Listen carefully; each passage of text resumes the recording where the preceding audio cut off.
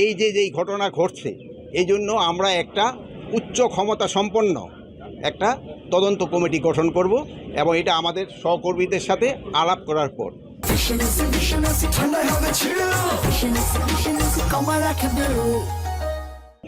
দ্বিতীয় প্রশ্ন হলো, আইন শৃঙ্খলা কোনো অবস্থায় অবনতি হতে দেওয়া যাবে না। আমি আপনাদের সবাই সহযোগিতা চাচ্ছি। যারা আইন শৃঙ্খলা অবনতি করবে তাদের কোনো অবস্থায় আমরা ছাড় দিব না। আমরা কোনো অবস্থায় তাদের ছাড় দিব না। আমরা কোনো অবস্থায় তাদের ছাড় দিব না। ভবিষ্যতে যদি তারা আবার চেষ্টা করে, তাদের যে হাত, এটা আমরা কিন্তু ভেঙে দেব, এই যারা আইন শৃঙ্খলা অবনতি করতে চায়। আমি আপনাদের কাছে বারবার অনুরোধ করব, আইন শৃঙ্খলা যেন উন্নতি হয়, আপনারা আমাদের সহযোগিতা করবেন। আমাদের আইন শৃঙ্খলার যে বাহিনীগুলি রয়ে গেছে তাদের সাথে সহযোগিতা করবেন, প্রশাসনের সাথে সহযোগিতা করবেন, জনগণকে বুঝাবেন যেন আইন শৃঙ্খলা পরিস্থিতি অটুট থাকে।